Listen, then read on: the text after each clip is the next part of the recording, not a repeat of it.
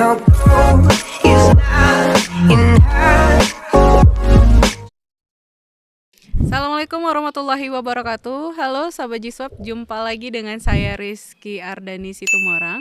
Di episode kali ini kita akan membahas mengenai kedaulatan pangan dengan Jiswap dengan sahabat petani yang sudah hadir di DPF TV. Kita sambut Jajang Fadli. Assalamualaikum warahmatullahi wabarakatuh, Pak Jajang. Waalaikumsalam Mbak Kiki. Oke, ini saya enaknya manggilnya apa nih, Pak Jajang atau ada panggilan khususnya nih? Kalau teman-teman aktivis manggilnya Uda sih. Uda. Walaupun namanya Jajang tapi Uda. Nah, ini kan menarik nih. Ini orang awak atau gimana nih? Memang Dibilang orang awak bisa, dibilang orang Sunda juga bisa. Oke, makasih nih Pak Jajang sudah hadir. Kok Pak Jajang Uda ya? Makasih Uda sudah hadir di DPF TV. Uda, episode kali ini kan kita bahas tentang kedaulatan pangan dengan Jiswap. Sebenarnya bagaimana sih Uda di tengah PPKM, pandemi juga, kondisi pangan kita beberapa tahun terakhir ini gimana kondisi di Indonesia Uda? Ya, jujur ya, dengan pandemi COVID ini berpengaruh terhadap pangan, stok pangan Indonesia. Oke. Tapi tanpa kita sadari, justru kondisi pangan kita itu yang menyelamatkan kita hari ini. Nah, alhamdulillah stok pangan kita masih bisa untuk menyelamatkan bangsa ini, masih ada yang bisa dimakan gitu, Mbak Ki. Oke, jadi kalau artinya kondisi pangan kita secara supply mendukung berarti ya, Dak ya? Ya, tetap terjaga karena ada yang namanya petani. Nah, petani yang gigih setiap saat untuk selalu berproduksi padi ya. Walaupun pandemi, walaupun bagaimanapun mereka tetap bertanam sehingga kebutuhan kita akan pangan itu tetap terjaga walaupun ada impor, tapi itu tidak mempengaruhi secara signifikan terhadap kebutuhan. Tapi bagaimana petani ini di seluruh Indonesia ini sebagai negara agraris selalu menyiapkan pangan yang siap dikonsumsi oleh masyarakat, terutama masyarakat kota. Walaupun di beberapa berita kita lihat ada yang miris juga ya, petani-petani sayur di Pengalengan itu justru ketika mereka bertanam di Jawa Barat, ketika mereka bertanam hasil panennya justru tidak terserap pasar gitu. Itu harus menjadi pemikiran kita. Tapi untuk padi khususnya hari ini alhamdulillah kegigihan petani sebagai patriot pangan bangsa ini masih tetap berproduksi. Artinya cukup stabil ya di tengah pandemi ataupun Covid, petani khususnya di bidang beras gitu ya. Iya. Petani ya. Ya, apa ya? walaupun Stabil gitu ya, walaupun didukung oleh impor tapi tetap sebagai tiang pangan kita adalah petani gitu. Oke. Nah. Jadi kalau kita bicara konsep kedaulatan pangan terus dikaitkan dengan petani gitu, itu gimana sih sebenarnya konsepnya? Nah, ini yang menjadi mimpi kita saat ini Mbak Ki gitu. Kalau kita bicara ketahanan oke lah, produksi yang penting kan. Tapi ketika bicara kedaulatan siapa yang menikmati gitu. Nah, hari ini petani yang hari ini menyuplai beras untuk kita makan di tengah-tengah kota, ternyata 49% kemiskinan itu ada di desa. Artinya apa? Petani-petani desa itu masih miskin gitu. Nah, padahal mereka yang menyelamatkan kita. Iya, mereka yang menyelamatkan kita. Mereka rugi dalam setiap musim tanam, tapi terus bertanam. Kalau anak-anak muda sekarang ya paling bertanam 2 kali, habis itu jadi tukang ojek kalau gagal ya. Tapi mereka tetap ada yang ditemui di Jawa Barat itu sudah 50 tahun lebih dia bertani bapak itu, tapi sampai saat sekarang masih terlibat hutang rentenir atau riba yang dalam agama kita itu sangat dibenci oleh Allah ya. Itu. Nah, ini yang menjadi pemikiran kita ketika bicara kedaulatan, siapa yang menikmati? Kalau bicara kedaulatan berarti petani dulu yang harus menikmatinya. Nah, ini seperti terstruktur ya, kita nggak tahu. Makanya kita kebetulan udah kan juga alumni Fakultas Peternakan ya. Kita tidak bangga dengan fakultas pertanian yang begitu hebat di Indonesia, katanya ada yang sekian peringkat sekian dunia. Tapi hari ini petani-petani kita masih dalam kemiskinan. Jadi hebatnya itu di mana gitu. Kalau bicara produksi, lalu siapa yang menikmati produksi itu gitu? Apakah petani? Kenyataan pada hari ini petani itu adalah penghasil gabah saja. Tapi setelah itu mereka tidak menikmati apa yang mereka hasilkan gitu.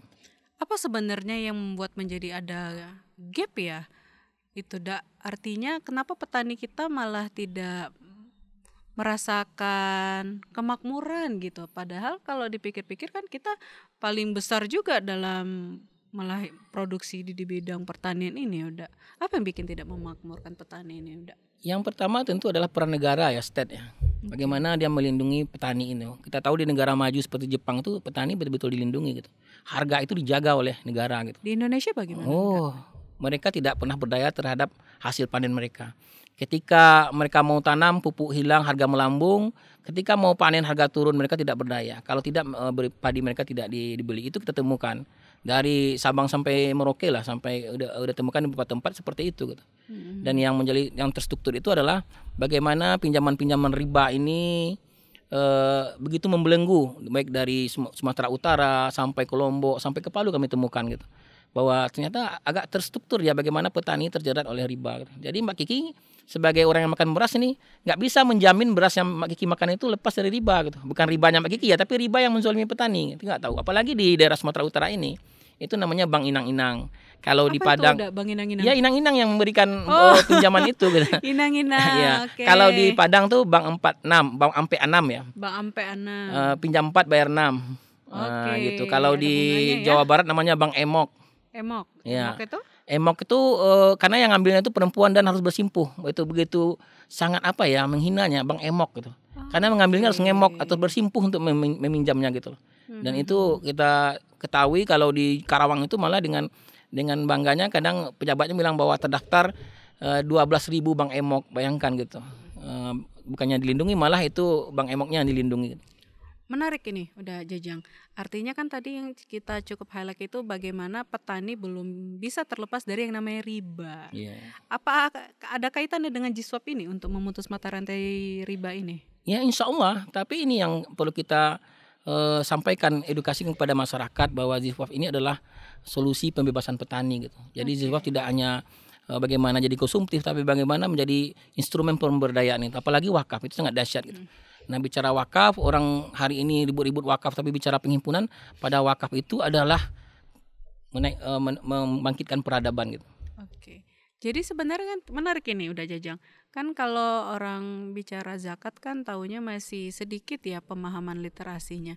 Jadi kalau sebenarnya zakat, infak, sedekah maupun wakaf ini kita kaitkan dengan kedaulatan pangan, itu seperti apa nanti gambaran programnya nih udah? Ya, ada banyak pilihan program ya, tapi yang jelas dengan dana Jiswap ini tentu tidak hanya berhitung profit ya.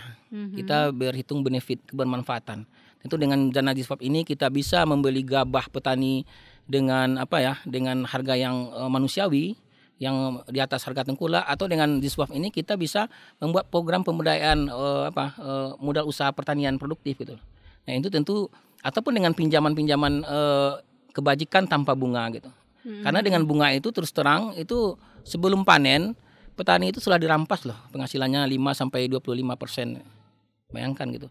Padahal kita tahu di petani di Jawa itu rata-rata kepemilikannya 0,3 hektar.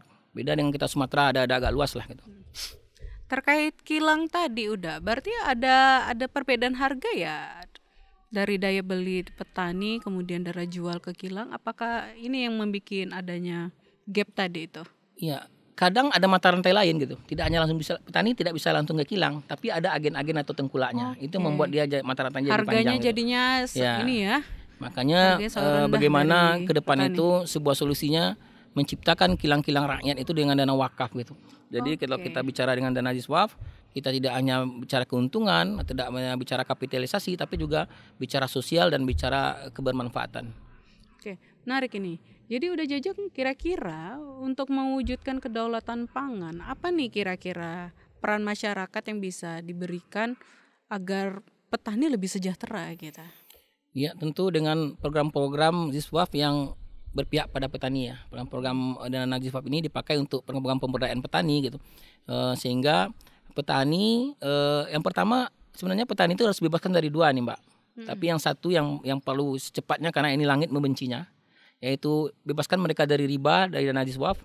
Yang kedua itu jangka panjang bebaskan mereka dari kimia gitu. Nah, karena kimia ini harus juga lebih organik gitu ya udah ya. Iya. Karena gini, sebenarnya banyak produksi-produksi anak bangsa ini.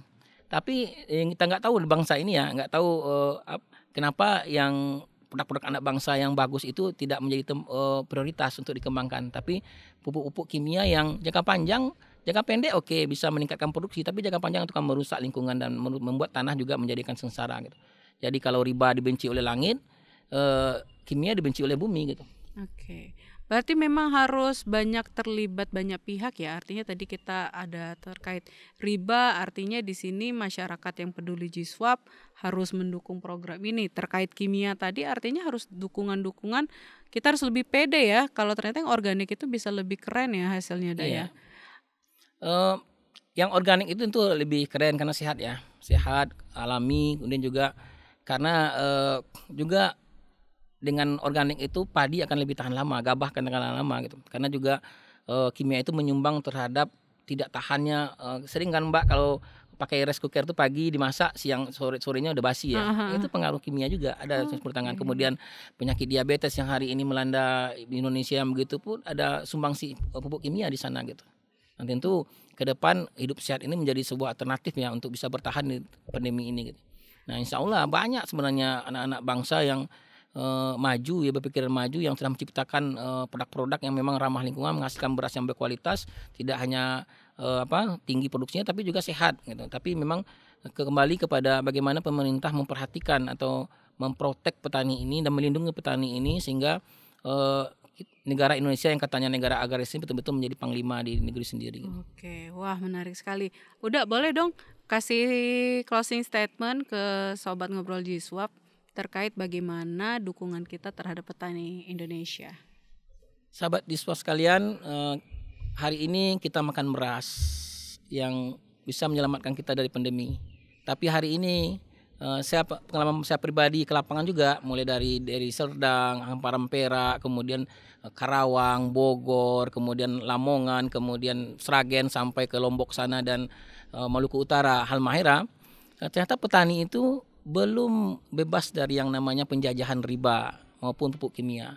Nah, kesempatan kita sebagai sama muslim, mari bebaskan petani dengan dana G-Swap ini. Insya Allah ada program-program yang menarik yang bisa kita sampaikan kepada petani, sehingga petani dengan tidak terlibat riba saja itu sudah meningkatkan produksi mereka sampai 15%. Dan tentu ini butuh kepedulian kita semua. Jangan kita beranggap zakat itu hanya untuk konsumtif, zakat juga bisa untuk bagaimana memberdayakan petani. Tentu ini akan lebih berdampak. Karena kalau kita bisa memakan atau makan nasi yang terbebas dari riba, insya Allah doa-doa kita di negeri ini akan diijabah oleh Allah.